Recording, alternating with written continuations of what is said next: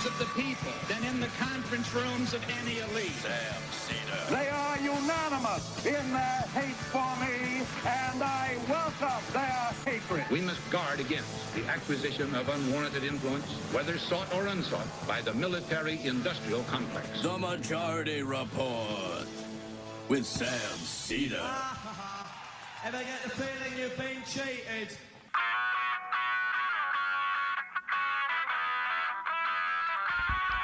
It is Tuesday,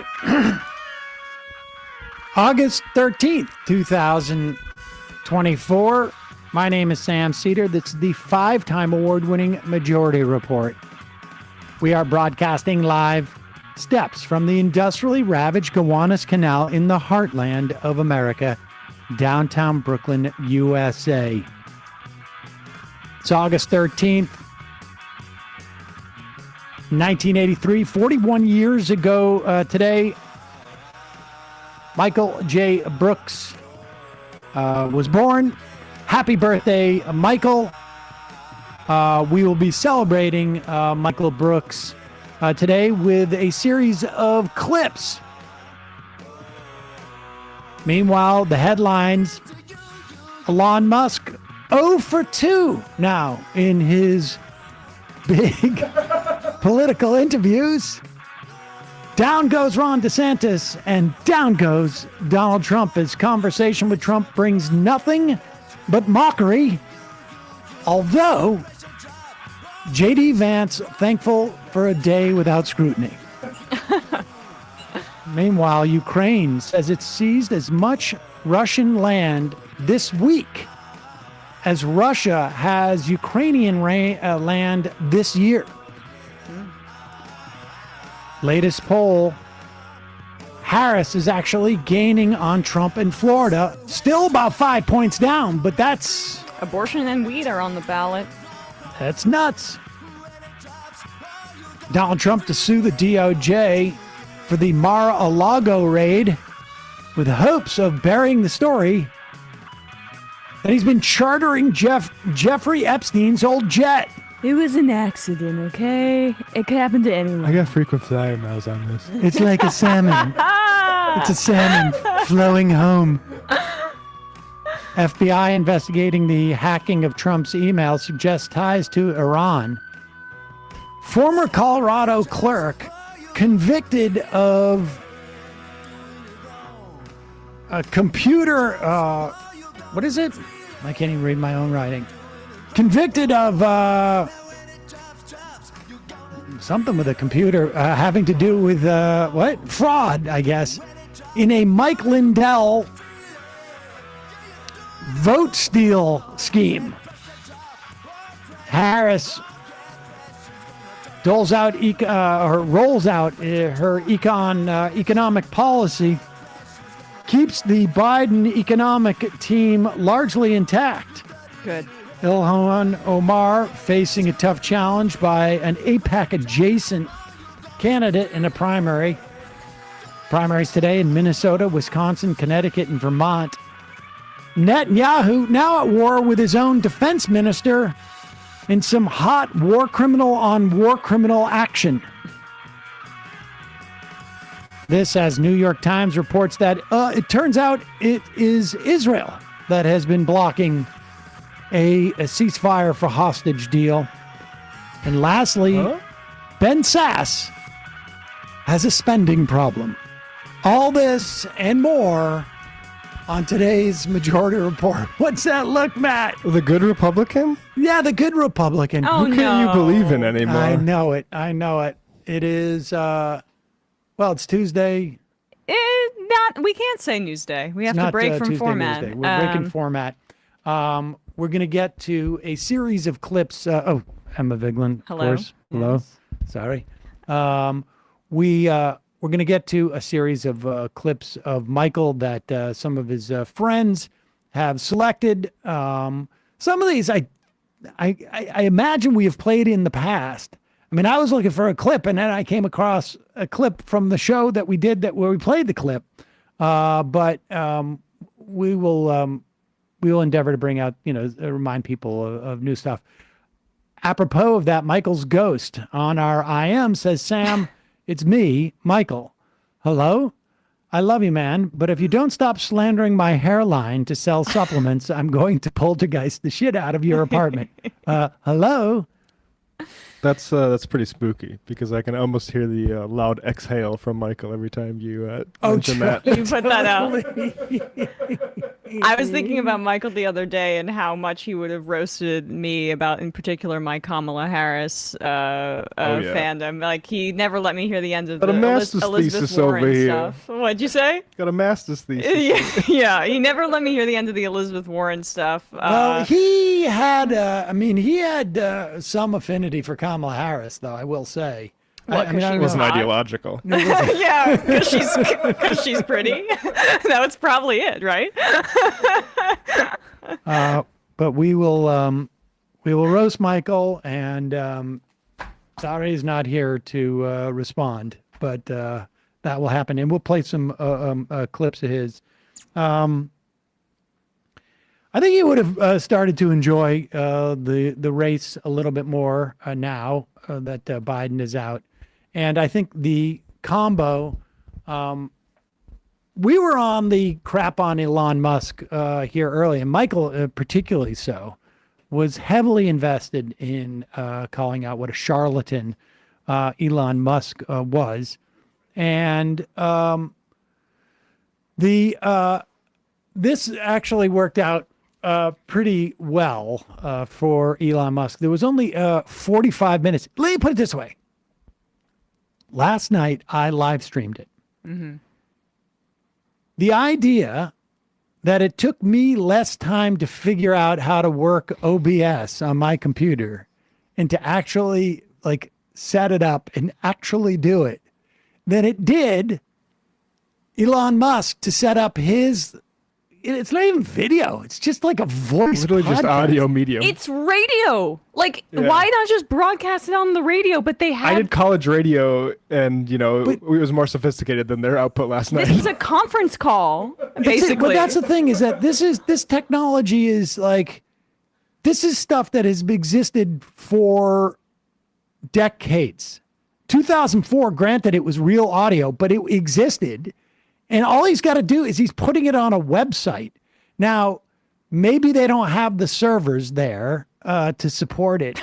I don't know. Maybe they're not paying for them. He claimed Yeah. he claimed that there was a DDoS attack. And honestly, Easy like, to say. I am going to say that whenever I F up any type of technology going forward, because I'll tell you something. There was no DDoS attack. I mean, let's be honest. Everybody who's a grown-up knows that he just, whatever reason, they couldn't get it together. If you forget to like respond to one of your friends' texts, you say, "Oh, there's someone my phone. There's DDoS something going on with my attack, phone. The yeah. service was being denied." Right. But I thought it would be sort of like, I said this on the stream last night. I'd once read a review of someone who I knew. I had done a play, and it was he was not a playwright, and the review though was magnificent, and it came up with this quote: "There are some things that are so bad they're good. This was worse," and that's the only way that I could explain this to you. We obviously, like, I tuned in because I thought it would be fun, and it was just boring. And What was with Trump's lisp? the only sort of like interesting thing was everybody was trying to figure out, like, why is he lisping? And at first I thought, like, oh, this has got to be something I'm doing wrong. Like I'm sending out like a double signal on my stream. And nope, it was a lisp. And then someone had put a picture of dentures, which I used as the background for the entire broadcast after I saw that was on beautiful. Twitter. But if I were to say sort of like the three things that we learned, it's one, Elon Musk is incapable of carrying a conversation, and it's particularly hard with two sort of all-out narcissists who don't listen to each other. Two, Donald Trump still wants to run against Joe Biden and is attempting to will it into existence by bringing him up at every turn. It's incredible. Almost ignoring Kamala Harris as the candidate. Keep it up. And 3, it turns out, and I learned this from Donald Trump and Elon Musk, they both added to this. All-out thermonuclear war would be bad for the planet. Cosign. Here is convicted felon Donald Trump describing to Elon Musk about, like, you know, this, in some ways, this whole election is fraudulent because he should be running against Joe Biden. And that's what he signed up for. This is clip number 2. Rough people. And they're doing it right now while this third-rate phony candidate. Oh, pause it for 1 second. Even now, it's like even clearer. I can hear it even more. Third-rate succotash. Yeah, that's what it was. So somebody sent me because I was trying to think like what cartoon character it is, and it's suffering succotash. It was this cat. No, it was a cat. Sylvester the cat. Sylvester the cat. All right, go back. I mean, look, listen. I know people who have lisps. Some of my best friends have had lisps. But, like, I don't, where's all of a sudden he developed this lisp? Some of your best friends have had lisps. So you're starting to talk like Trump after listening to him last I know night. so many. Love the lispers. I love lisps. Binders full of people with lisps. Go ahead. While this third-rate phony candidate, don't forget, I beat Biden. He failed in the debate miserably. And, you know, some people said, oh, gee, it's too bad. It's too bad he did so badly, or I did well in the debate. You know, the first night they said, wow, one of the people at CNN said that was the greatest debate performance I've ever witnessed. And then 2 days later, they didn't talk about that. They just said he was bad. But that's okay. That's the way I get treated, and I don't mind that at all. What I can tell you is this. We cannot have a Democrat. We cannot have her. She's incompetent. She's as bad as Biden in a different. Yeah. Look, she hasn't done an interview since this whole scam started. And say what you want. This was a coup. This was a coup of a president of the United States. He didn't want to leave, and they said we can do it the nice way or we can do it the hard way. Yeah, I mean, they just took him out back behind the shed and basically shot him. You know, what they did with this guy, and I'm no fan of his, and he was a horrible president, the worst president in history. So I had a good relationship. Which is why I'm wishing and like crying to myself to sleep that I'm running that I could be running against him. It's incredible. It's amazing how he can't get past this. And I just found it. There was one moment where at the beginning Musk was trying to sort of, they were talking about the assassination attempt, and I was really struck. You know, I've watched the video. I was really struck how little insight Trump could offer as the target. Like he literally just like, there wasn't a single thing that he expressed in terms of an emotion or something that happened from his perspective. It was very bizarre. But Elon Musk was trying to say, like, was trying to get very conspiratorial with like, how was it that he could take that shot from 160 yards away? And that shot is very difficult. Very hard to believe that someone would have That's why he missed. taken that shot. Taking that shot. And then Trump, because these guys are not listening to each other at all. Trump goes, well, I said to my sons, I said, you know, about that shot. And they both are hunters. They're big game hunters. And they said, that's an easy shot. And then, and Elon Musk is like, yeah. Like, they just don't talking realize that past they each other. completely contradicted each other. But so, you know, again, I just want to say, I apologize to those people who tuned in to listen because they thought that it was going to be better because I thought it was going to get better. So in the future, I'm going to... All of you need to do better because you shouldn't expect that. Yes, don't expect more than that. Like, but... Caveat loquitur or caveat... It's not emptor at that point because nobody paid for it, but it was like a... Voluntor. Right. Caveat listentor. I don't know. I mean, we can take something positive. I don't know what you're even talking about. Did you take Latin? I did actually, right. oddly, That's why and she doesn't know what you're completely talking worthless. It was just so I could take like basically a second history class and not take a language. But long story short, what I do like is what this portends for Trump, because we know that DeSantis launched his campaign on the audio-only video or no video conference call platform X. And that went down in flames. And now Donald Trump, Here we go. Right. Yes, thank you for pulling this. I forgot. Trump truth socialed at that time, I guess a little over a year ago. Wow, the DeSantis Twitter launch is a disaster. His whole campaign will be a disaster. Watch. And you know what? If this goes the way that it did for the DeSantis campaign, they're back to like obsessing over people's genitals. JD Vance has brought the DeSantis energy to the Trump campaign, and now he's launching or doing campaign events on Twitter Spaces. This was him doing the interview. Yep. This is Trump on the space. We have video, right? There's video. Is that a battery out on there. this phone? There's Security.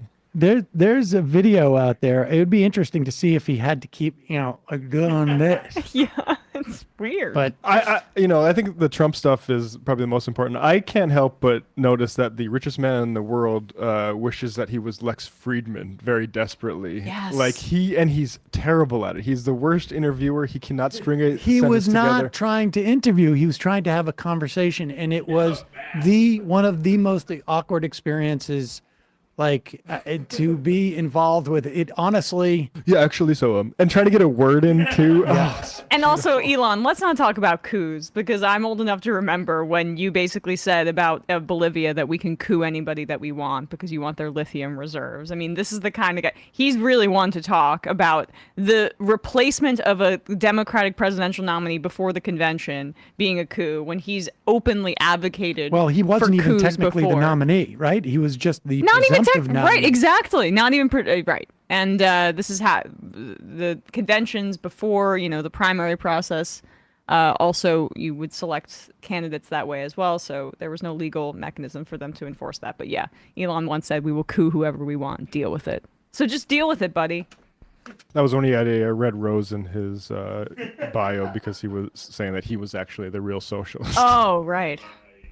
Very cool guy. He's gone through different stages. Folks, in a moment, we're going to start to play the clips to celebrate Michael Brooks's what would have been Michael's 41st birthday. He passed, of course, on July 20th, 2020. But before we do, a couple words from our sponsors. There is no hair care supplement. Not today. No. However, this is something I think he would have appreciated. I have no idea. He would have appreciated that bit, though, where he said he would have loved all the ads. Yeah, exactly. Exactly. That's the thing. Everything is second order. I was listening to clips, and it was really the best part was actually just hearing him laugh in the background of stuff. But, and he would make fun of sometimes me while I was doing these ad reads. In fact, he would also do the ad reads so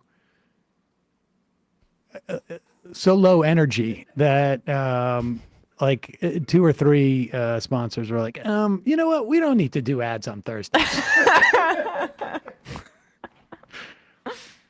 But I'm excited about this. EarthBreeze Eco Sheets look like dryer sheets, but it is in fact ultra concentrated liquidless laundry detergent. It is the best of both worlds. EarthBreeze is tough on stains and odors, but it's kind to the planet and your skin. And EarthBreeze has a deal for you. Right now, you can subscribe to EarthBreeze and save 40%. Go to earthbreeze.com/majority to get started. Want to thank EarthBreeze for supporting the show. But really, I'm glad this product exists because I no longer finished off the last of my big ass jug of detergent. And even if you got like that, super high efficiency, you're still carrying back a big jug of plastic from the supermarket, and it's taking up a bunch of space. The EarthBreeze,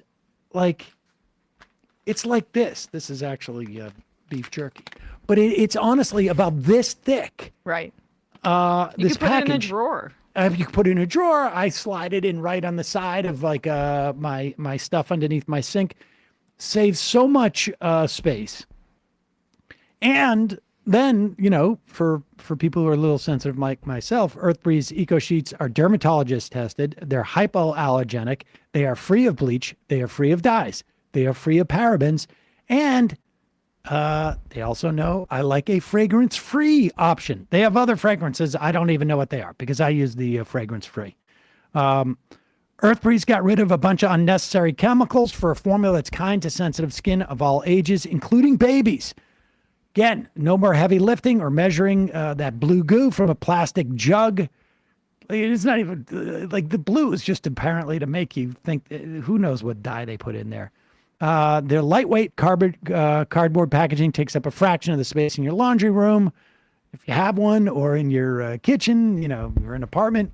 Earth Breeze's lightweight office flexible subscriptions delivered via carbon offset shipping right to your door for free. You'll never run out of laundry. And fortunately, you'll also now never run out of detergent. Give it a try, folks. If you decide to go back to your old stuff for some reason, you will get a full refund on your Earth Breeze purchase. No questions asked. These tiny sheets can stop millions of detergent jugs from entering our ecosystems. In fact, 500 million detergent jugs end up in landfills and oceans every year. 91% of single-use plastic does not get recycled, including the stuff we put in our recycling bins. And by 2050, it's predicted there's going to be more plastic than fish in the ocean. Making a positive impact in the world doesn't have to come at a cost to you. My clothes are clean. They smell great. And I feel like I did something good. My back is feeling better. I don't have to carry this stuff. I got more space in my apartment. And all this just by doing my laundry. Right now, listeners can receive 40% off Earth Breeze by going to earthbreeze.com/majority. That's earthbreeze.com/majority. Cut out single-use plastics in your laundry room. Claim 40% off your subscription. Also, I was a little late to this last night. I didn't get to it. Unfortunately, I didn't drink too heavily, although had I known beforehand.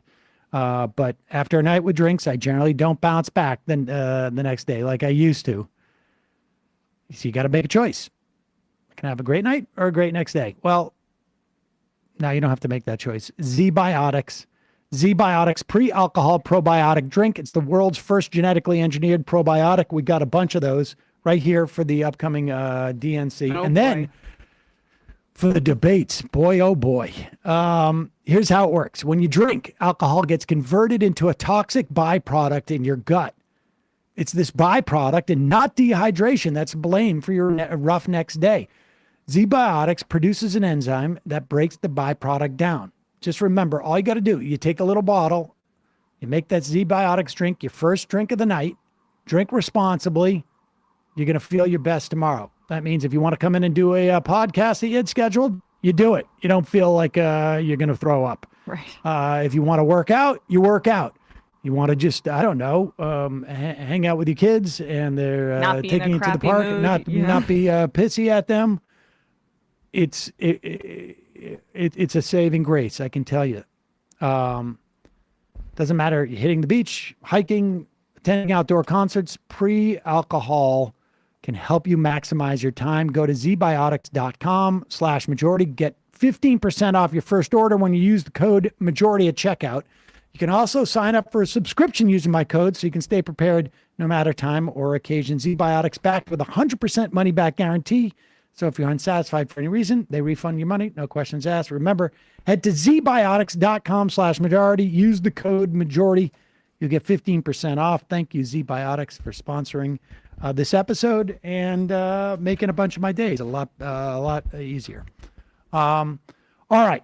So what we did is we asked, I don't know, a handful of people, half a dozen folks, who friends with Michael, have been on shows with Michael, have been on his show, to pick one of their favorite clips. We'll start with this one. This is Michael Brooks at Lafayette College. I know you got something you want to say about this. Well, no, I mean, this is where I went to school, and it's just so crazy to see him in a classroom that I think this might have been the classroom where I did my thesis defense. I'm second guessing myself on that, but yeah, this was I think the Government and Law building at Lafayette. Yeah. Now, this clip was suggested from Ben Burgess and Nando Villa, and Ben had this to say, which is a really interesting. He goes, everyone always points to a part a few minutes later in this clip, and it's gone around, I mean, millions upon millions of views, and not just in the wake of October 7th, but before. Well before. A year after, I can't remember what exactly aggression was going on, about a year after Michael passed, but it was the first time, like sort of after his passing, that I saw him go viral. Yeah. And like either, I think it was Gigi or Bella Hadid, one of those two shared something from this. I don't know if it's this exact section, but one of the It's non-complicated. They shared it. Well, yeah, right. yes. Yeah. And so everyone always points to a part a few minutes later where he says what's going on in Gaza is not a complex issue. And I get why. But there's something in this earlier part I've always loved too. His first instinct is to make fun of the goofiness of the question. And he does for a second. But then he pushes through that to say something earnest and morally urgent. In general, I love that Q&A because a lot of the students ask him annoying college Democrat kinds of questions, and it would have been easy for him to just dunk on them. Even if he lost the room, people would enjoy it later on YouTube, but he actually works hard throughout to answer in ways that which connect with where these kids are and actually make them think twice about how they're looking at the world. It's a small example of why he was such an amazing communicator. All right, so let's play this clip. It's about 7 minutes long. Hi. Hi. So my first question, it says on your Twitter that you're Jewish. Am I getting this right? No. Is it the right Twitter? On my Twitter bio, it says I'm Jewish? No, but like in your tweets. I don't want to be wrong. I have Jewish background. I'm just trying to think of... Okay, so as someone with a Jewish background, yes. How do you feel about Bernie's plan for Israel, especially as someone concerned with foreign policy? I love it. It's an absolutely necessary. My Jewish values teach me to oppose apartheid. Okay. Could you elaborate, please? I mean, there really isn't that much to elaborate on. I mean, has anybody ever been not only to Israel but also to the? Have you been to? Have you been to the West Bank? Have you been to Gaza? Yep. You went to Gaza? I went to the border. Oh, okay, but not to Gaza. You can't be in Gaza. Well, I know people who've gone to Gaza. You could definitely go to Gaza. So for me, my politics are built on a base of, economic justice and actually really like anti-racism, as in some ways as distinct from some of this sort of woke stuff in a way. But when I was already, I grew up, I was pretty connected to left politics, so I always knew growing up about the travesty that was the human rights situation there. And I knew that people I admired, like Nelson Mandela said, South Africa is going to not be properly free until the Palestinians are free. In 2006, I believe, I read a piece by a guy named Tony Judt in the New York Review of Books, who was a really important Jewish scholar. And he just said, the argument was that, literally this is childish. The idea that you have an ethno-state or a religious state, if you're committed to any type of broad-based social, economic equity and civil society, it doesn't work. No matter how justified, right? Of course there's justification because of Jewish history for Israel. There's justification for Kurdistan because of Kurdish reality. There's justification for Pakistan. It's notable that Israel and Pakistan are both disasters. Israel not in the sense of, look, if you're a European Jewish background, you have a nice life there. If you're not, you are, even inside 67 borders, not a fully equal citizen. And the situation in the West Bank is, it is literally Jim Crow-like, and Gaza is, it's just an atrocity. So that's not something that anybody could reasonably ask me to support. And I understand, there's some actions from some Palestinian groups that, we can condemn. In fact, those have not even really been in any way seriously in play since 2003. And when we talk about, look, and the apartheid word specifically is both used by people who were crucial in ending apartheid in South Africa, like Desmond Tutu or Ronnie Kasrils, who served as intelligence minister under Mbeki, who I've interviewed. And the other main people who use the apartheid word are Ehud Olmert and Ehud Barak. So it is what it is. And I don't support second-class citizenship and occupation and sieges for anybody, no matter who they are. Are you not concerned about the binary between either condemning Israel entirely, being like also a stance that a lot of like very strong and notorious anti-Semitic people agree with, versus like, seeing this as more of a complex issue where it is wrong what's going on, and that there's also a way to do this that Israel still exists and is supported? So it's not a complex issue. That's the big thing. It's super simple. There's one group that has enormous power. It's the most powerful country in the Middle East. It's backed by the United States. It acts on another population of people with total impunity and is never held accountable for anything. So there's no symmetry in the relationship, period. And just as like a thought experiment, IDW people, if we know that if somehow a population of Jewish refugees ended up in West Bank and Gaza, and an Arabic government in Jerusalem and Tel Aviv had an open-air prison in Jewish Gaza, which they bombed with white phosphorus. They killed civilians indiscriminately, and they had no provisions for medicine. They had an embargo that blocked food, that electricity wasn't running, that there was an over 48% unemployment rate. Life expectancy and malnutrition statistics were horrifying. One of the major policymakers in this hypothetical Arabic Palestinian state said, we need to put those Jews on a diet. In the West Bank, there was another Jewish area where there was a little bit more autonomy, but there was regular Arabic settlements where they pulled up the Jewish farmers' foods. They terrorized them with rocks. The security forces broke children's bones, and they couldn't drive on their own roads. We'd all have no problem understanding what that was. So there's nothing complex about it. The second part of your question, it's a pure asymmetry relationship. And the question is rights or not. So that's it. It's not complicated. The second part of your question, at this point, there's always going to be crackpots who are anti-Semitic who condemn Israel. That's not what drives the movement, particularly in the United States. If you work around most people who are concerned with this issue, it's actually populated with a lot of Jewish people. The real question we have to ask is, why is it that AIPAC is hosting an information minister for Slobodan Milosevic? Why is it that there's relationships between the Israeli government and far-right parties in Europe? Why is it that Benjamin Netanyahu's son is posting borderline alt-right memes? Why is it that Israel is an alt-right state, even though it is from the descendants of the victims of one of the greatest crimes in history? That's a serious question, and that's inseparable from the racism of the project, which goes back to the first part that we have to solve. But thank you. Shalom. And I am serious about it coming from Jewish values. Like Tony Judd, my reading, to the extent I do, which I actually do have some connection to that in a religious sense, it's unacceptable for me. But yeah, no, I know. We'll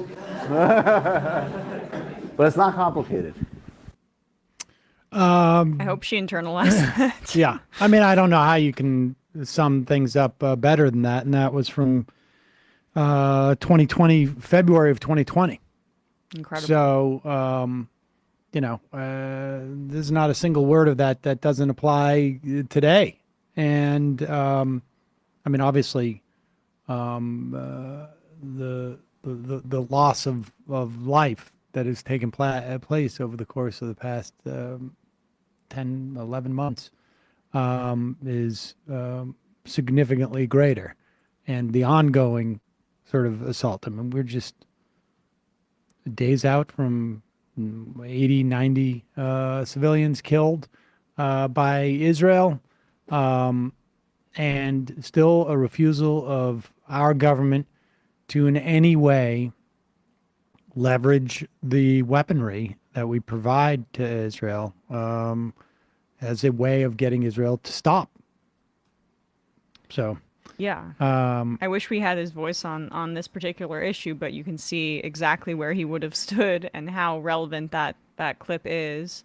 Just right there. Like there are a lot of pundits who are paid a lot more money, who have way more wrong takes and feel entirely emboldened to continue. Like I just saw, Jonathan Chait or whatever, and what his take was on the Iraq War, and he's still kicking and I guess putting his thoughts out there, and it's just like so that aged as perfectly as anything could have because it's based on academia. We got a IM from Right Wing Mandela. Did Michael Brooks ever address the apartheid suffered by the corporations suffering discrimination from these divestment programs? The struggle for our corporate brothers and sisters continues. It's an apartheid against our corporate friends is anti-Semitic and funded by George Soros, who controls the Jewish space lasers that are causing the global warming, which is also fake. That is from Right Wing Mandela. What is Right Wing Mandela? Well, Right Wing Mandela, and this clip was picked both by Ronald Reagan and Matt Binder. Matt Binder, obviously a regular on Thursdays. Matt and Michael were producers for the show from like 11 or 12. And Matt left sometime around 2015 for greener pastures. But Matt and Michael ended up doing Matt and Michael Mondays when Saul was first born in 2013.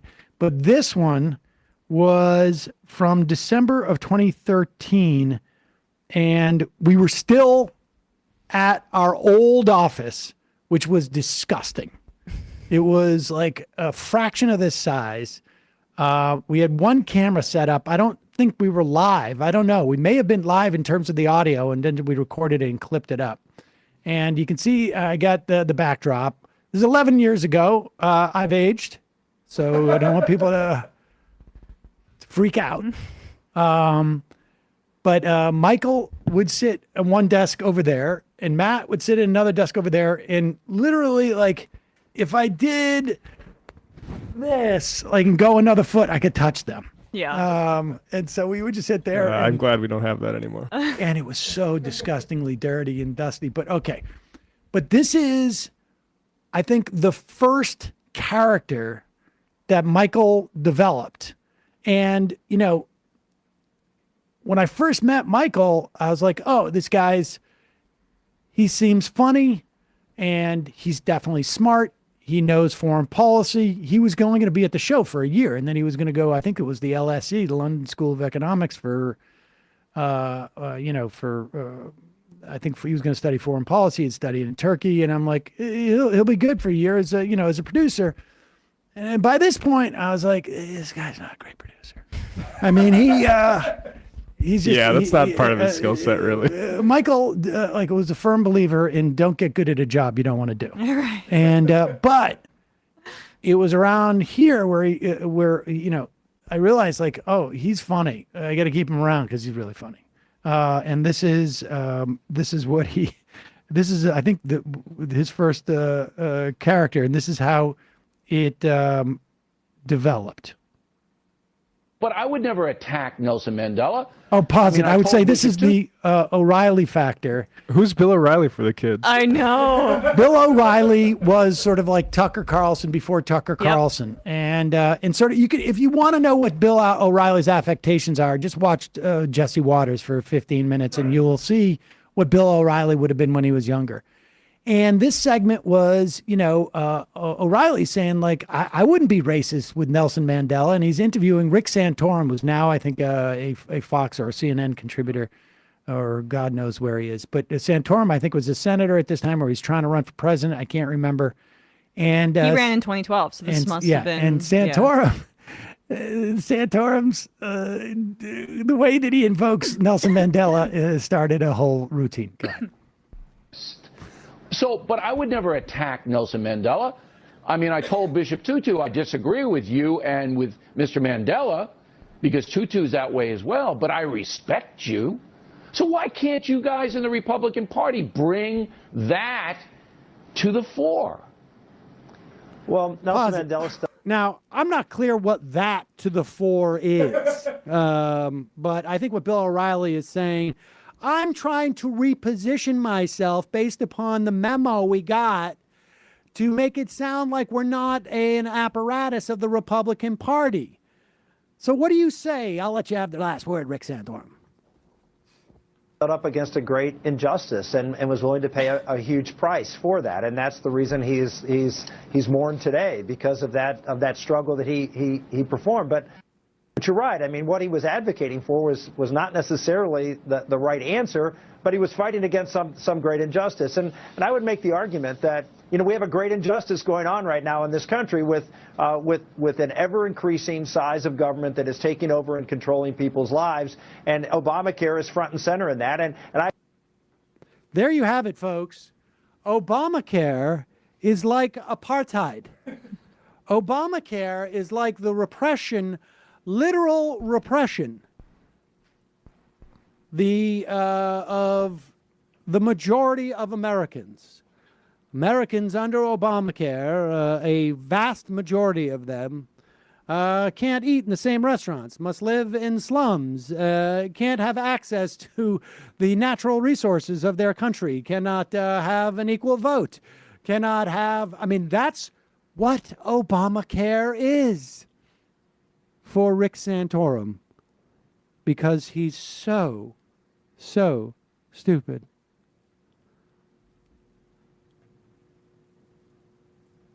Yeah, you want to do Mandela? All right, so pause it so you can see. Michael has just IM'd me. He goes like, let me do Mandela. Wow, I never saw that part of Michael where he's asking permission. Yeah, you want to do Mandela? It was like in Santorum's mind, Mandela comes out and he's like, of all of the injustices in the world, that could remind me of the struggle against apartheid. The delivery of health care through a private market mechanism. None could face the same level of injustice and tyranny that Americans face by having an inconvenient website so that they are covered in a catastrophic situation. You should fight this. Now, I want to know, when's Rick Santorum going to go into prison for 27 years to fight this?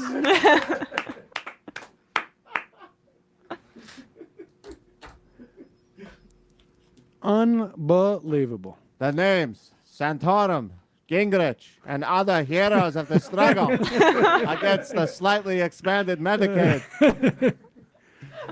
You will go down in history along with Oliver Tambo, Walter Sisulu, and other great comrades who have fought evil injustice. How demented are these people?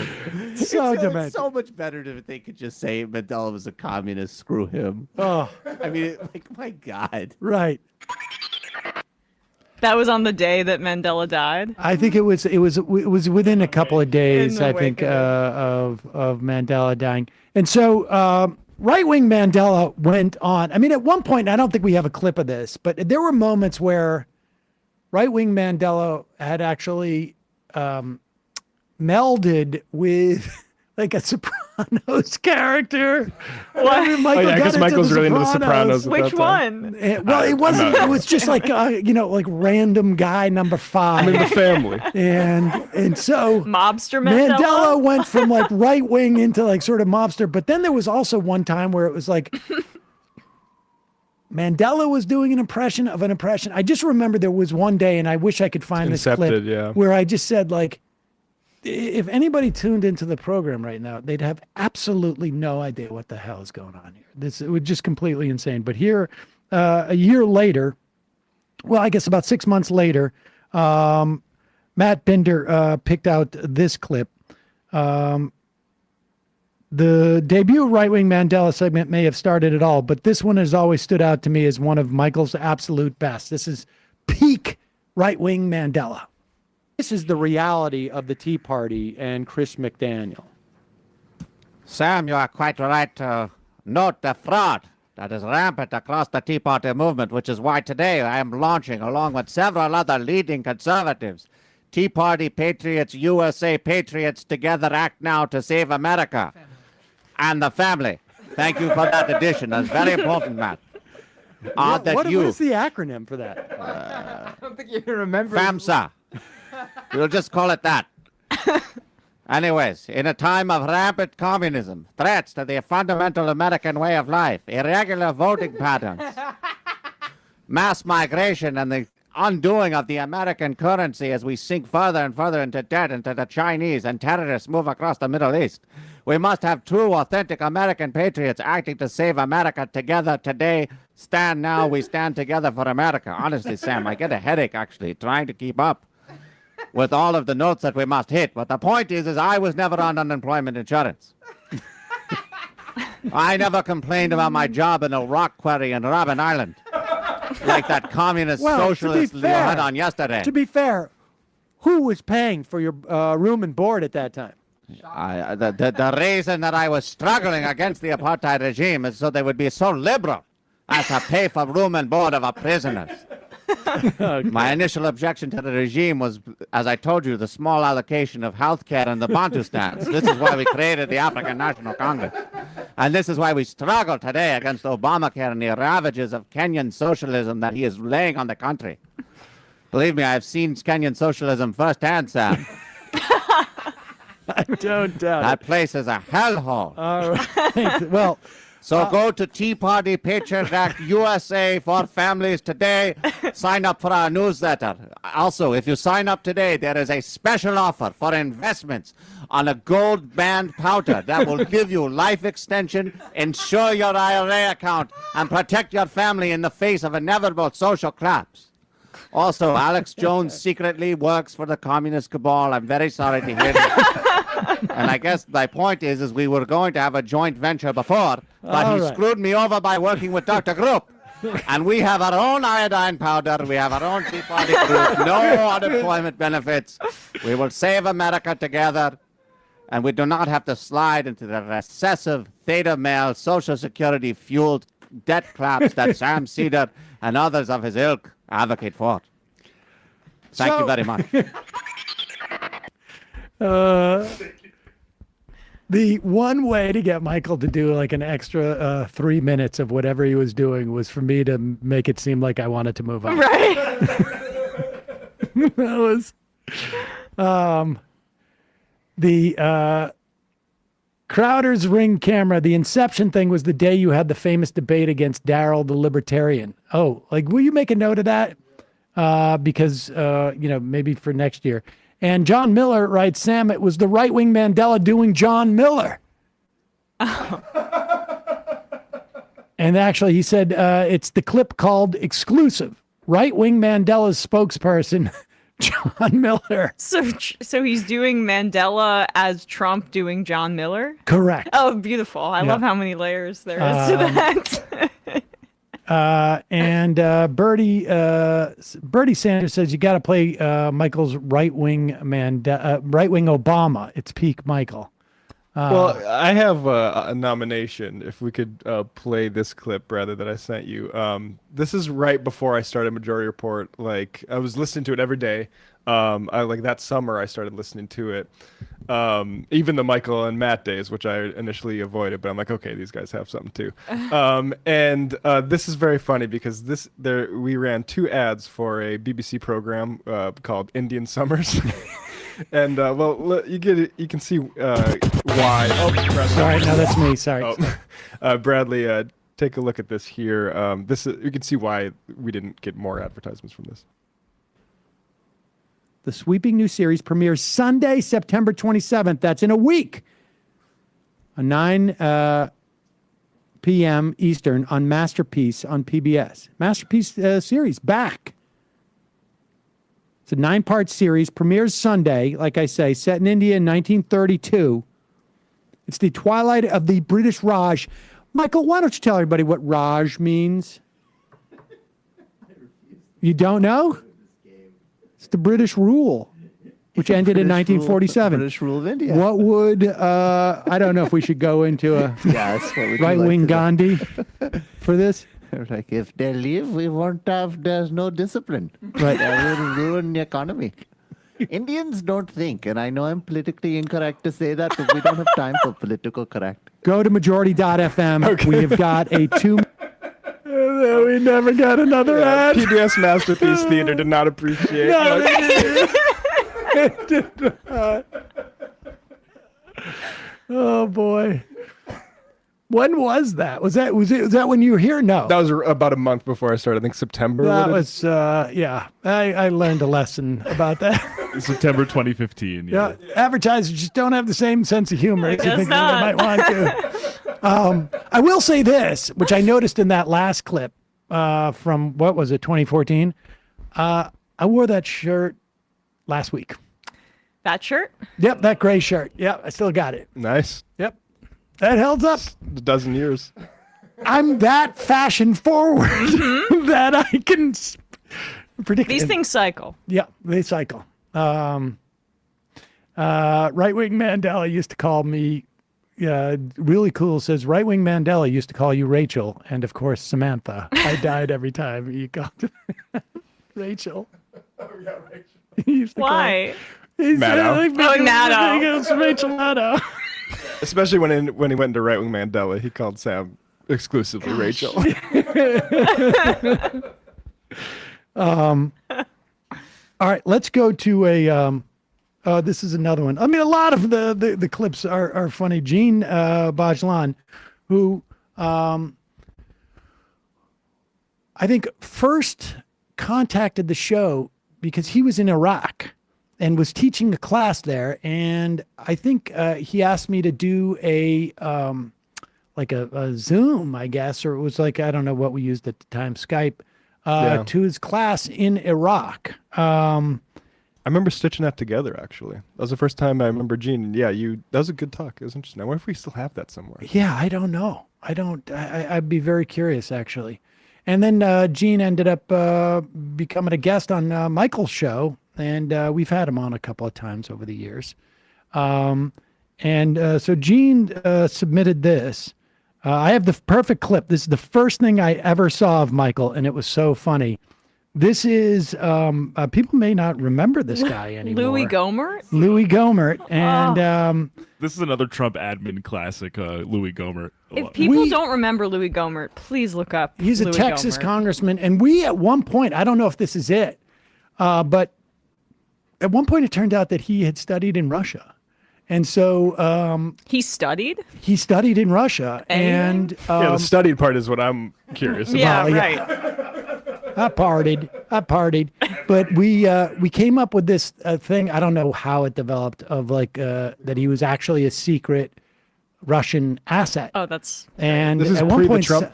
Well, because before Trump, there was this weird thing of like Republicans playing footsie with Putin and stuff. That was sort of like hadn't come to like the I head mean, yet. and it was it was just something fun essentially at that point. There was no sort of implications to it because people didn't perceive Russia as a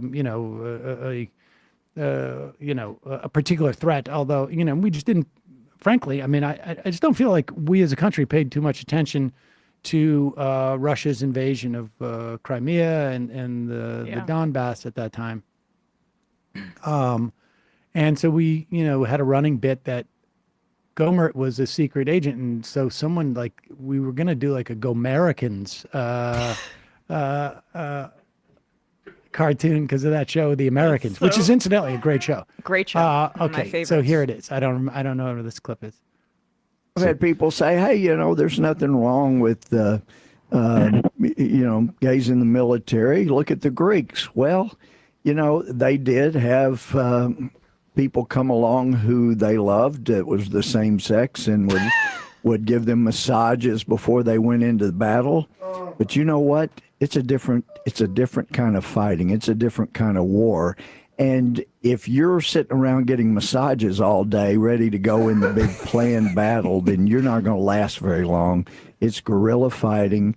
You are going to be ultimately vulnerable to terrorism. And, if that's what you start doing in the military, like the Greeks did, as people have said, Louis, you got to understand, you don't even know your history. Oh, yes, I do. I know exactly. You studied military Not a good idea.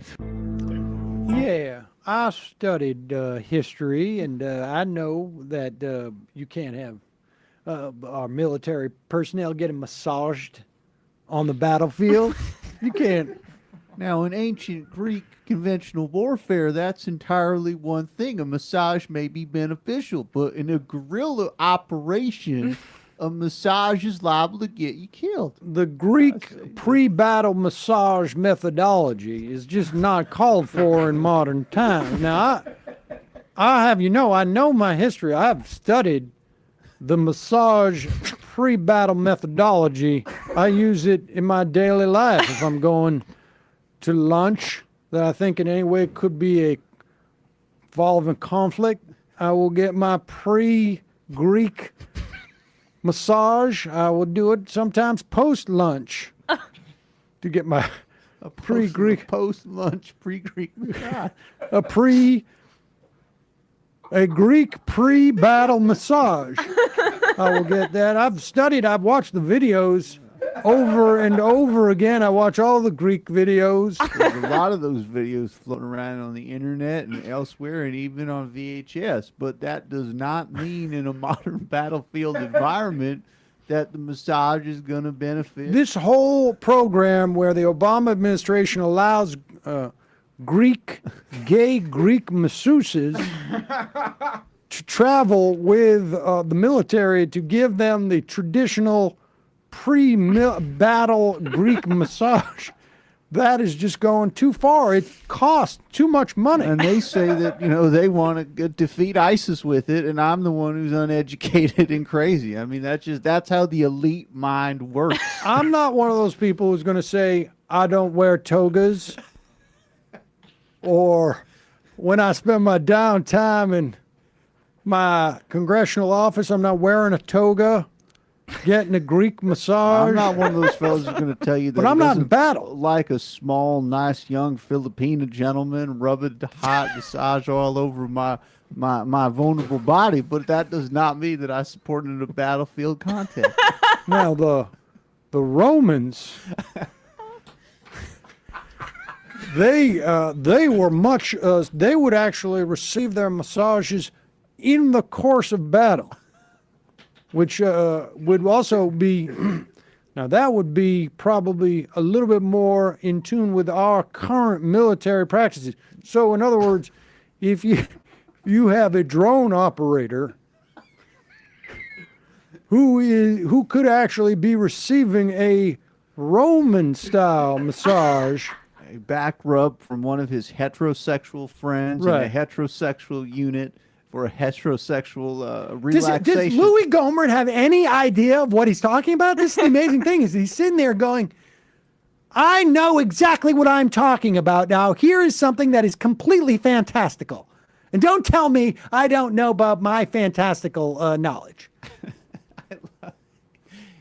So, pretty great. That was, I mean, the thing that was fun for me was just Michael would inspire, we were always trying to crack each other up. Here's another funny one. This one is also from Ben Burgess. Ben writes, there's nothing deeper going on with this one, but I smile every time I think back to it. I don't remember what the actual segment we did that night was. I just remember how excited he was to play me Trump's haiku and how infectious his humor could be. And this is exactly how I want to remember him. This is from the Michael Brooks Show, August 2019. Ben, before we do this. Yes. Are you ready for this Trump haiku? He was in Morristown, New Jersey today. I can't explain anything more than this. You'll understand what I'm saying in a second. Check this out. Criminal justice reform is done. Beautiful package. Wonderful. They don't even mention my name. So stupid. So stupid. Thank you. Thank you.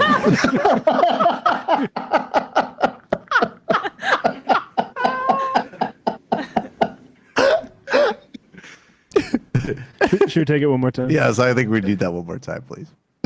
Criminal justice reform is done. Beautiful package. Wonderful. They don't even mention my name.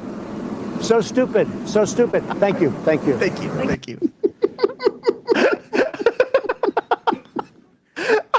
You know, between that and the guy he told to go exercise, he's back.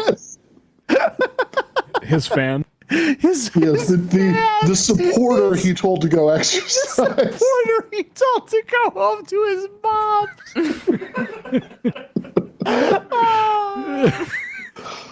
I would like to read something now that owes to Basho and the Japanese tradition of haiku. The lightning. So stupid. The lightning. So stupid. The lightning across the water. It reflects that I get no credit. No credit. So unfair.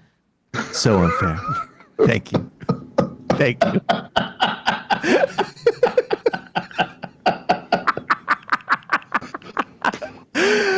This is getting. That's incredible. So fun. It really was a haiku construction.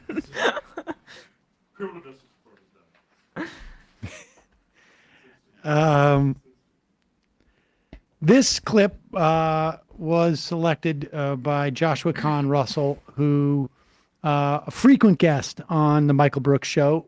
He's been on this program for a bit. This was really, I guess, just about a month before Michael passed away.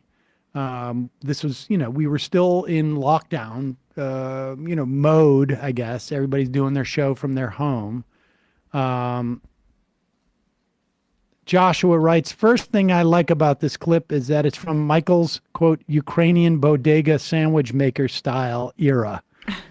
It was at the beginning of the pandemic when we were first doing shows from home.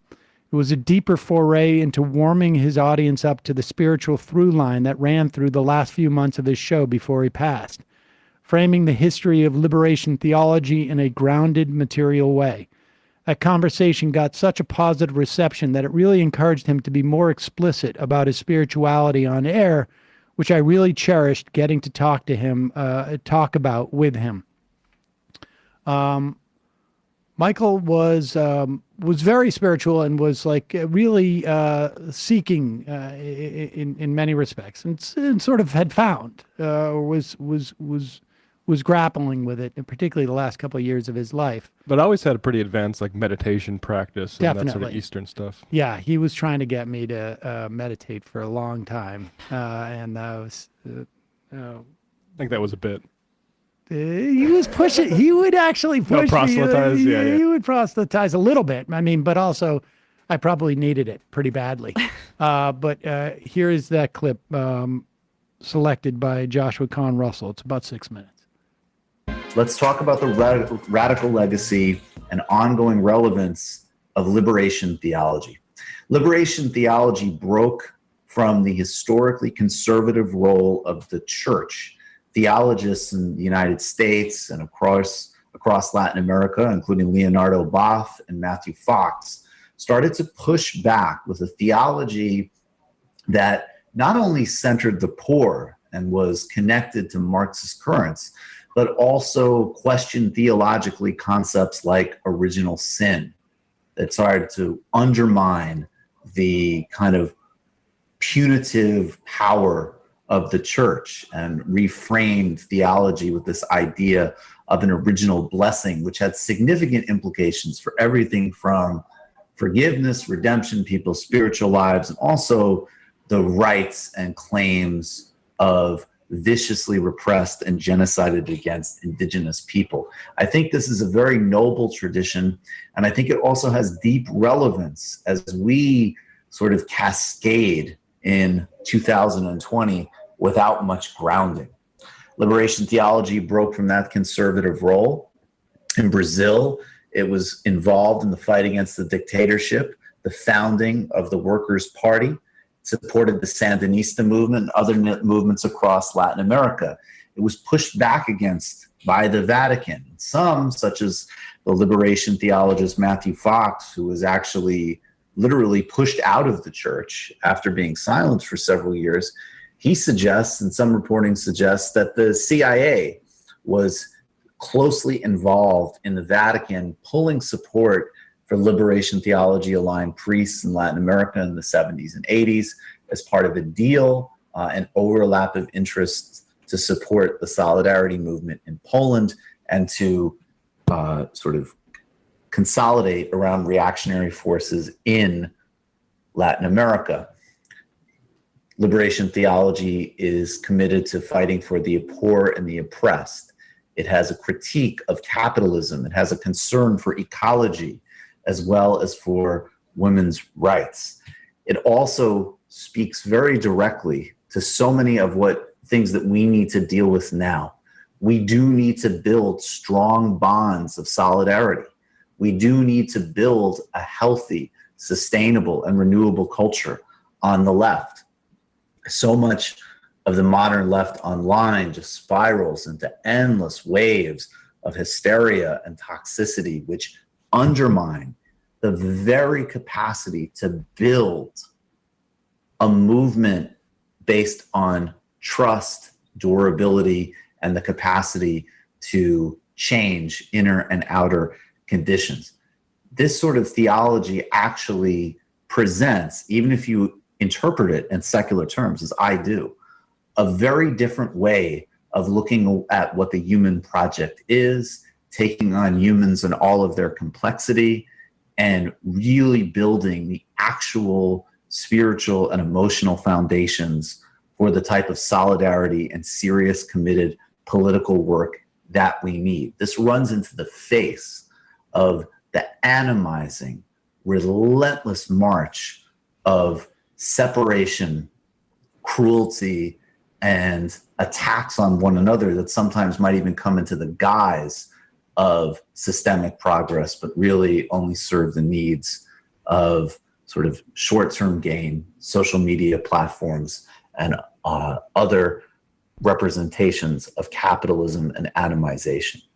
When the Brazilian Frere Beto, who would later work in the Lula administration, was interrogated under Brazil's military dictatorship, he was asked by his captors why he called himself a Christian if Marx called religion the opiate of the masses. His response was this: "It is the bourgeoisie which turned religion into an opiate of the people by preaching a God, Lord of the heavens only, while taking possession of the earth for itself."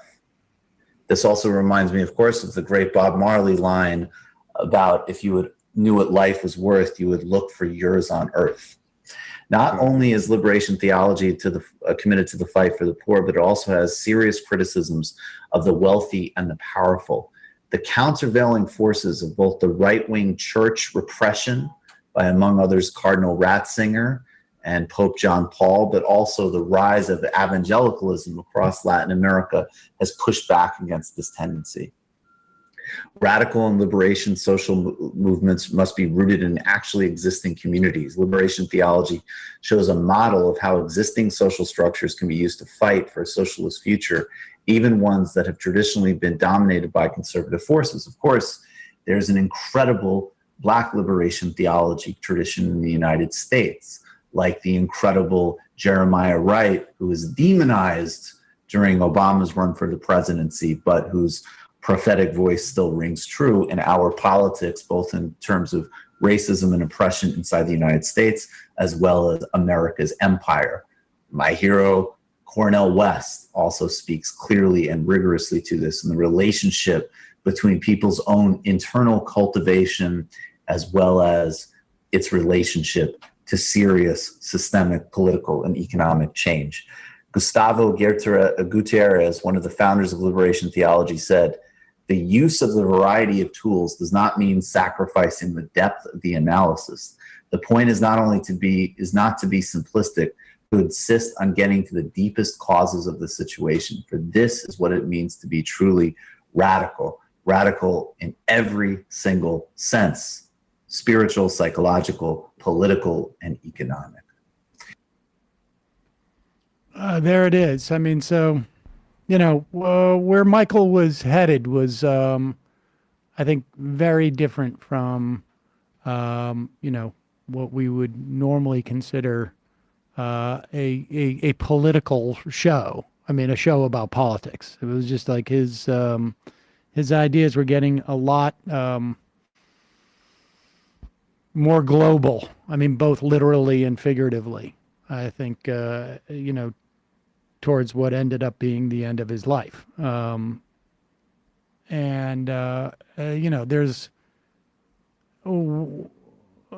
one of the biggest laments is that there was just a lot left on the table in terms of like where Michael was going. And he was really, in many respects, just sort of like coming into his own as a thinker and a talker. I mean, like really developing a specific ideology. His last year, the I-24 debates, he really like found his own, the confidence, like in that Lafayette speech, like he was always very good, but he really like was hitting his stride. Yep. Couple IMs here. The Millrine, getting to the deepest causes of things, getting to the inner spirit. That's straight up Kierkegaard. Michael fused a lot of stuff together very well. Medium literacy. Sam, aside from what Michael gave to the content and audience of the show, how did having him on the show or working with him impact your politics? And only if you're comfortable, what other influence did he have on your life? I think I can speak for much of the audience. He had a lasting effect on just being on the show and teaching us. I can only wonder what it would like to have this brilliant young man arrive to participate in my life's work and transform it and blossom as a creative person in the workplace. What a front row seat. I mean, I think to the extent that I understand anything about foreign policy, I think I learned a lot of that from Michael. But really, I mean, I've said this before. For me, it just made coming in and doing the show just so much more fun. I mean, invariably, you'd have like we would try and crack each other up. I mean, and he was, as a comedian, I've worked with some very, very talented comedians. Some of the most talented comedians probably in the English-speaking world, at least, in my generation. And Michael had an ability to fuse politics and comedy, satire, in a way that it's hard for me to sort of name somebody who could do what he did. I mean, he was a very good impressionist, but, people can do voices. That's not that big of a deal.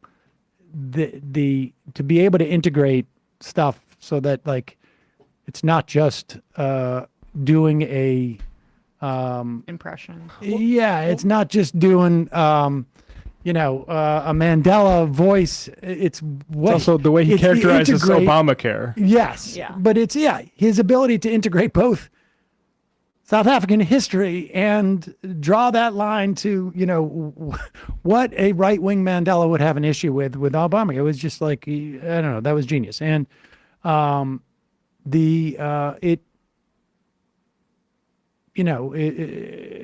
just made it fun. Yeah, it was, more often did impressions before the show than during the show, frankly. Like half of the 11 to noon time before the show runs was doing bits based on the news. Yeah. Can you play the clip of when you went on the Michael Brooks show and wouldn't stop looking at your phone and messing with the microphone? That one always gets me. Well, one of the things that Michael would do is, first of all, he was really bad at technical things. And so like he couldn't even, by technical, I mean like, how do you unplug the microphone? Where do you plug your headphones in? Where do you plug your headphones in? And he would be on his phone. And so when he invited me on TMBS, that's what I did the whole time. I don't know if we have that clip, but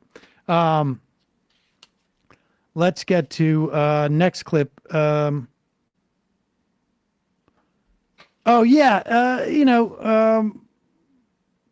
had said, wait a second. I think I wanted to play this. Oh yeah, let's play this. Oh, somebody had mentioned like the Ben Carson stuff, and we had some good Ben Carson stuff. And I started to look up some Ben Carson. I realized like we had done that Ben Carson like I think last year or the year before, but this is a different Ben Carson one that on a Thursday, and you can hear both Matt and Kelly in the background. Kelly was our producer in 2014 and 2015. She came on with me in 2015. 2015, like 2016, 2017. Yeah, and here is Michael. Ben Carson really did it for him, and there's a. We'll put a link to the Ben Carson track that he did, which was the first thing that I think I remember this one. Matt and Michael collaborated on. Stayed late to collab. Yeah. Stayed in the studio. But here is one of his takes on Ben Carson. And the part that I really like about this one is you can hear him laughing at Ben Carson underneath when Ben Carson's talking. And for me, that's one of the most enjoyable things, just to hear that.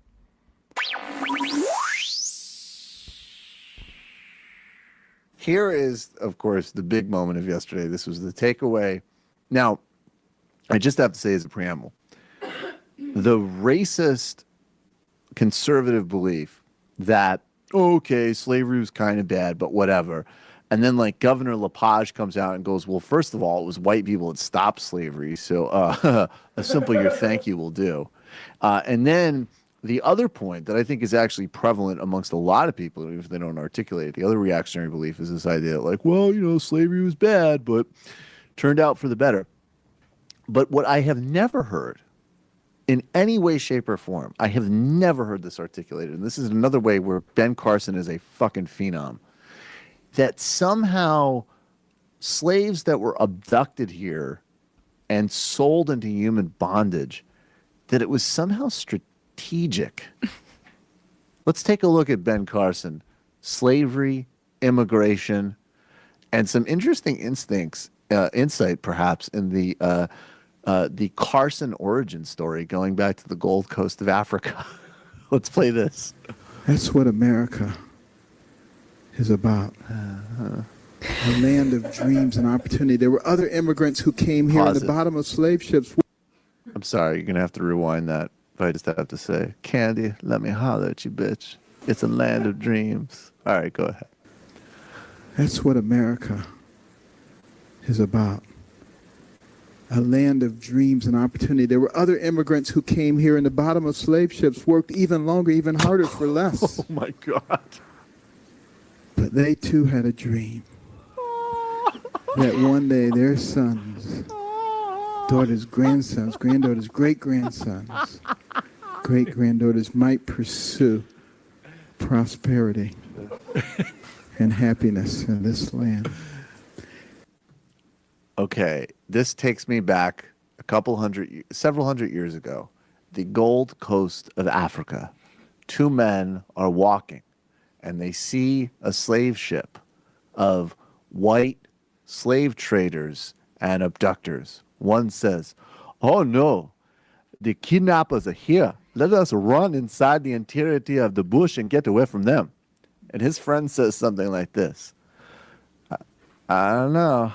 I have a feeling that if I get abducted now and sold into human bondage and then tortured and forced to breed in three short generations, that great grandson of mine will become a doctor in what will be the most powerful military on the face of the earth. And then he will be able to sell. You see that tree bark over there? He'll be able to say that extracts of that tree bark solve obscure diseases. And then he'll be able to sell them at 6 times the markup price. So I'm going to do this for my family. Can you cuff me up, please? I've actually heard this argument once before. Wow. Who the hell are you hanging out with? From Ben Carson. I've heard him say it before months ago. It's a signature argument from Dr. Ben. It's like, could you imagine, like, the people, like, just everybody else, like, what is the matter with him? It's patent medicine, baby. It's patent medicine. No, I can't imagine the audiences at any of these things And it remains to be seen, but he does seem like the most harmless. There are All right, that was you really enjoyed Ben Carson. There's so many of these clips, folks, and Nation of Islam, Obama, and people are please find the clip of Michael getting invited to the Tel Aviv Pride Parade. I do have that one if we want it. I put it in samples. No, do we have that? How long is that one? It's 2 minutes. All right, let's play that one, and then I want to play the last clip that Leisha Brooks, Michael's sister, picked out. This was a very, very. I don't know if this caller is genuinely listening. I'd love to know who it was. calling from a 972 area code. Who are you? Where are you calling from? Hi, Michael. Yes. Michael. Hi, this is Dor. I'm an Israeli fan of the show. How do you do? I do well. How are you? Shalom. I'm fine. Shalom, shalom. Good, listen. I heard you guys talking last night about how bad things were over here with the Gaza and the shooting of unarmed protesters in the back while they were 300 yards away from the border fence, mind you. Right. So I wanted to extend you a special VIP invitation to the 2018 Jerusalem Pride Parade, so you can come here and see Israel. The only Jewish democracy in the Middle East, by the way, is a liberal, inclusive society that accepts everyone. I gotta admit, I appreciate it. I actually at first thought you were going to offer me a press pass to cover the protests in Gaza. I'm inviting you to cover the protests. Great, great. So who do I make the invitation out for? My English is not so good. So is it Michael? Is it M-I-C-H? It's M-I-C-H-A-E-L. Okay, I found your name on the Wikipedia page. It's Michael J. Brooks. Okay. Hey, what's the J for? Is it Yaakov? Even worse. It's Arab. What? Jamal. Arab. Jamal. Are you guys even going to let me in the country? Jamal? I got Jamal. Jamal? Why is this? I got detained wait at a the minute, fucking Israeli border for 8 hours because of that name once. Wait, hold on. הוא אומר שזה ג'מאל. אני לא יודע אם הוא ערבי. אני לא יודע. אולי זה ספרדי. שנייה. Hey, Michael, listen. Don't worry about it. Don't worry about it. You have happy Christmas. Have a happy Christmas or Ramadan or whatever. Hey, I gotta go. Judy Gold is at the door. She wants to teach me a mobile application. Bye, Shmendrik.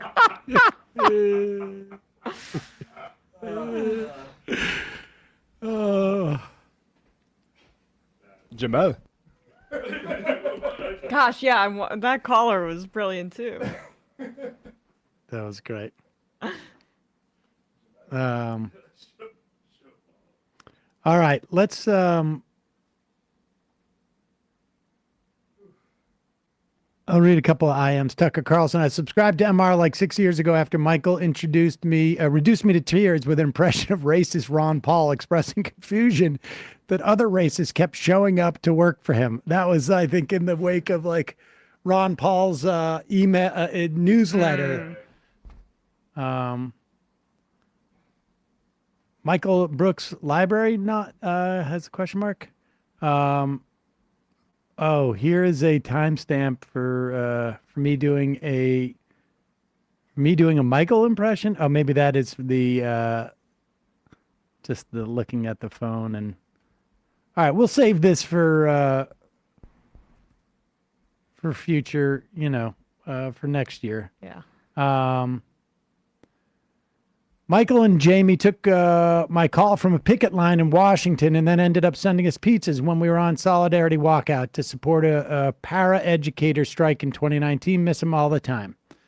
For those of us came to the show after Michael, are there any running bits that spawned from his mind?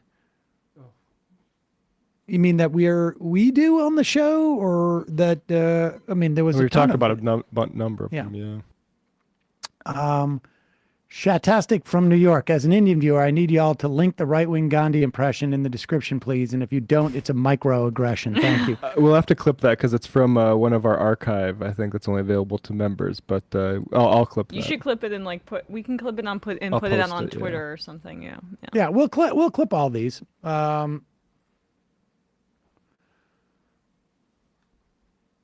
One of Michael's many talents was using mockery as a critique instead of just mockery. Lobster Paw said yes. Ben from Missouri. Hey, crew, I just love the clips today. Just want to stop by and say that abortion will be officially on the ballot in Missouri this November.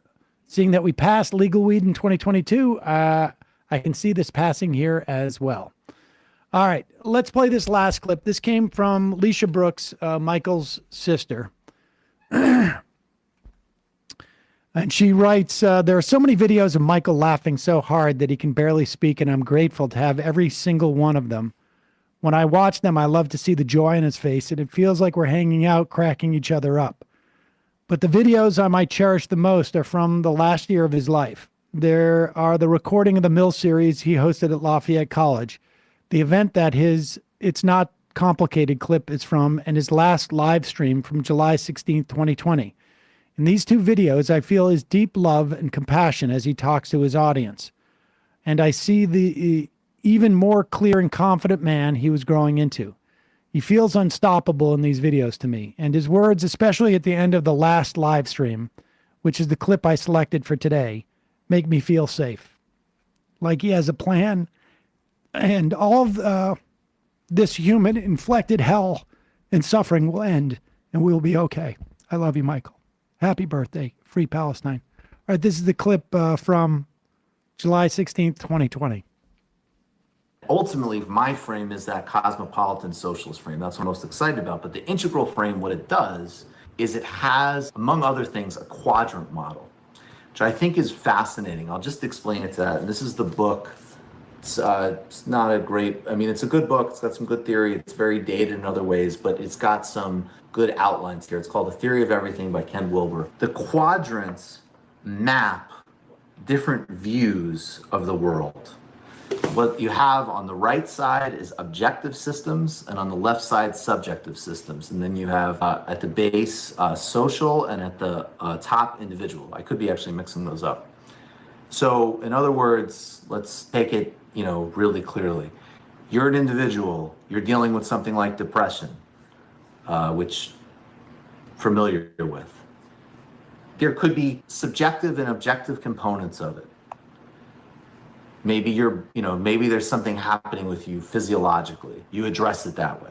But then there's also deep questions of your life and meaning and how you feel and how you treat others and how you're treated. And those are the subjective realms. They both matter. Social systems. There's objective systems. There's objective systems. That this is the way we move currency. This is how technology works. This is how economy works. But then there's always cultural stories that correlate with them, right? This is, again, we go back historically. We look at the rise of the taxonomy of European racism and white supremacy. It correlates. There's the expansion of colonialism and imperialism, and then those cultures manifest taxonomies of other human beings and stories and narratives, religious and quote-unquote scientific, to justify racism. So those things are working in the objective and subjective realms.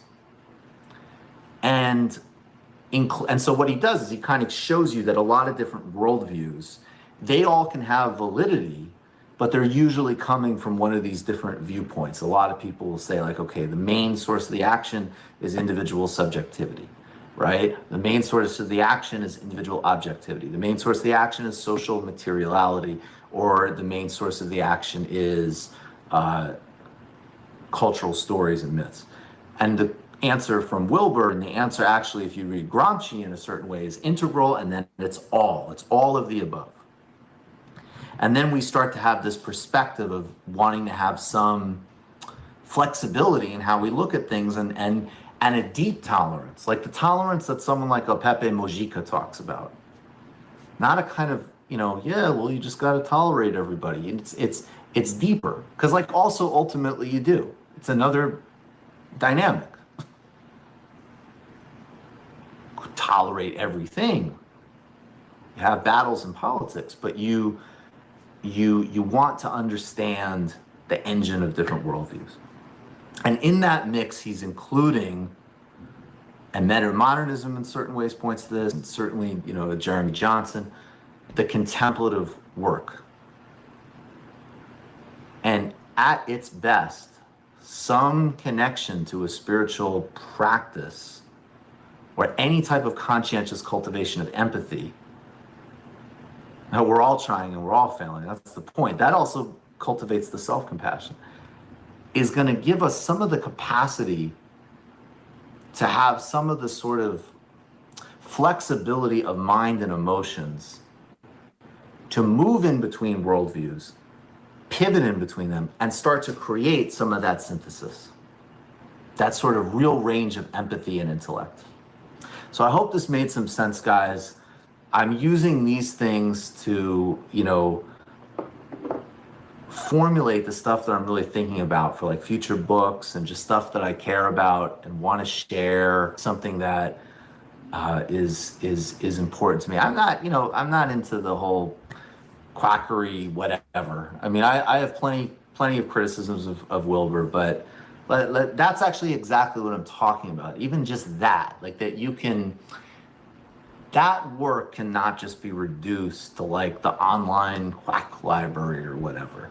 We gotta figure out how to think through things in a much more nuanced way and see human beings, particularly at an individual level, in a much more nuanced way. Acceptance doesn't mean that you're not making distinctions. I'll wrap this up, and I will wish each and every one of you all my very best. Please treat yourselves well, treat each other better, treat each other well, treat yourself better, and log off if you can. Much love to all of you. Stay safe, stay strong, be well. And you can see the picture of him with Lula in the bottom right corner there. That black and white picture. I don't know if you guys can see it. But... that's awesome. So that was, and I think that was his last live stream. And on July 20th, 4 days after that, he passed away. So, you can go to youtube.com TMBS, I think is the URL. You can see all of his shows there. I think we've put together a playlist of Michael's Thursday shows, or we're in the process of doing that, and the Matt and Michael Mondays. So you can go and get a sense and basically just follow his trajectory. And he had really did have quite a trajectory. When he first got to this program, he was not super skeptical of Thomas Friedman. That was the first thing that began to haze him on. I mean, he was very knowledgeable about foreign policy. In fact, he did early on, like I want to say 2012 or 2013 at the latest, he did a foreign policy show called, I think it was Deconstructed. Was it Deconstructed? The one he did here? The one he did for Reza Aslan. Oh, I'm not sure what the Reza thing was. I wonder if it was Deconstructed.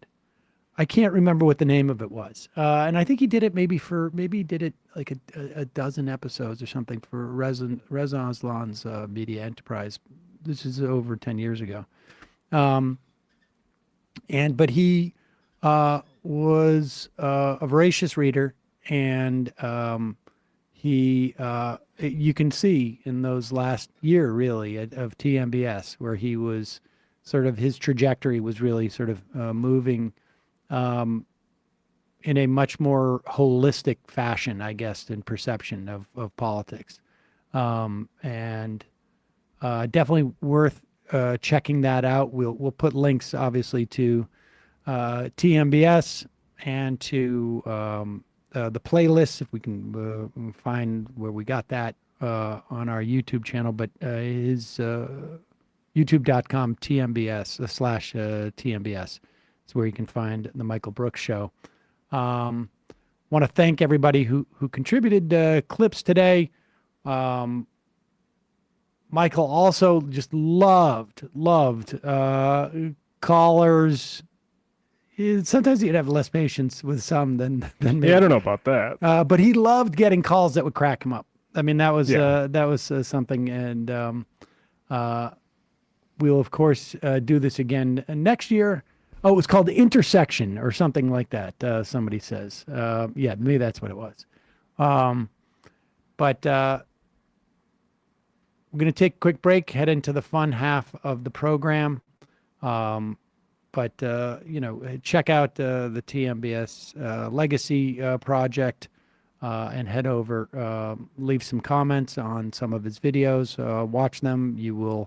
It is time well worth spent. And next year we'll also maybe open up a little bit in advance and get some clips from the audience as well. Emma, ESVN. On ESPN yesterday, we talked about the Olympics, the basketball, some of the controversies surrounding Jordan Childs and, of course, Imani Khalif, and gave some initial thoughts on what we're seeing in NFL preseason, youtube.com/ESPN show. And Left Reckoning tonight going to be a sort of stripped down show in lieu of the a regular show. David's out of town, so I'll be maybe saying a few words about Michael, and then we'll be playing the Patreon show for Sunday, and there'll be a Sunday show for patrons next Sunday, patreon.com/leftreckoning. The link is youtube.com/@the Michael Brooks Show. Again, we'll put a link in our podcast and YouTube description. The band played Waltzing Kamala. Are there any notes or manuscripts, writings he left behind? Well, I mean, he wrote a book, but the book was really more a critique on the IDW and gave some prescription of going forward against the web. It's not too long of a read either. No, worth picking and we'll put it in the podcast and YouTube description. We'll send a link there too. There's also an audio book, which I was asked to record after his passing away.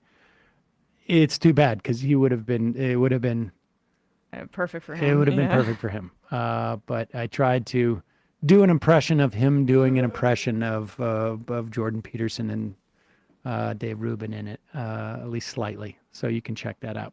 All right, we're going to take a quick break. Head into the fun half. We've got a lot to get to.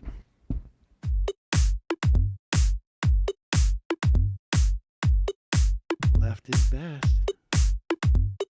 Jamie and I may have a disagreement. Yeah, you can't just say whatever you want about people just because you're rich. I have an absolute right to mock them on YouTube. He's up there buggy whipping like he's the boss. I am not your employer. You know, I'm tired of the negativity. I'm sorry, I didn't mean to upset you. You're nervous, you're a little bit upset, you're riled up. Yeah, maybe you should rethink your defense of that, you fucking idiots. We're just going to get rid of you. All right. But dude. You want to smoke this joint? Yes. Do you feel like you are a dinosaur? That's some good shit. Exactly. I'm happy now. It's a win-win. It's a win-win-win. Oh, hell yeah. Now listen to me. 2, 3, 4, 5 times. 847-906-501-457. 2, 38, 56, 27. 1/2. 5 8s. 3.9 billion. Wow. He's the ultimate math nerd. Don't you see? Why don't you get a real job instead of spewing vitriol and hatred, you left-wing Limbaugh? Everybody's taking their dumb juice today. Come on, Sammy! Dance, dance, dance. Ooh.